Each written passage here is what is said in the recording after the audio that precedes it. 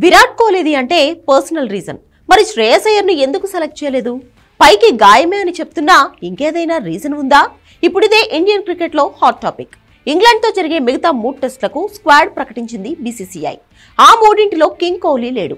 5 మ్యాచ్ల టెస్ట్ సిరీస్లో భాగంగా తొలి 2 టెస్టులకు వ్యక్తిగత కారణాలతో దూరమైన కోహ్లీ మిగిలిన 3 టెస్టులకు సెలెక్షన్కు అందుబాటులో ఉండడని అంతా ఊహించిందే.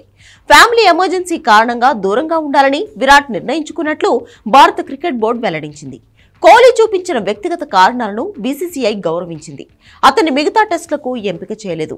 రన్ మిషన్ గా పేరున్న విరాట్ కోహ్లీ తన 13 ఏళ్ల కెరీర్లో ఫస్ట్ టైం ఓ సిరీస్ కు దూరంగా ఉన్నాడు. 2011లో టెస్ట్ క్రికెట్ లోకి ఎంట్రీ ఇచ్చిన కోహ్లీ ఇన్నేళ్ల ఈ ప్రయాణంలో ఒక సిరీస్ మొత్తానికి దూరమవడం ఇదే మొదటిసారి. 13 ఏళ్లలో ఫిట్నెస్, ఫామ్ లేమి వంటి కారణాలేమీ కోహ్లీని అడ్డుకోలేదు. కోహ్లీతో పాటు middle order batsmen Shreyas Iyer వెన్నుగాయం కారణంగా సిరీస్ లో మిగిలిన మ్యాచ్లకు దూరమయ్యాడు.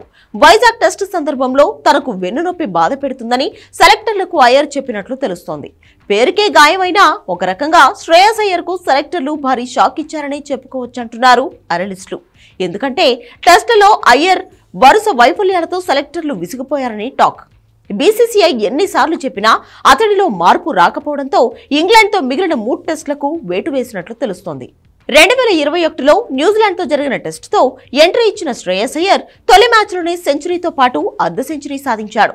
ఆ తర్వాత స్వదేశంలో అతడు చెప్పుకోదగ్గ ఇన్నింగ్స్ ఆడిన సందర్భాలను వేళ్ల మీద లెక్కపెట్టొచ్చు. మరీ ముఖ్యంగా 2023 నుంచి టెస్టులలో అతడి వైఫల్యం స్పష్టంగా కనిపిస్తోంది. 2023లో 7 టెస్టులు ఆడిన అయ్యర్ 187 పరుగులు మాత్రమే చేశాడు.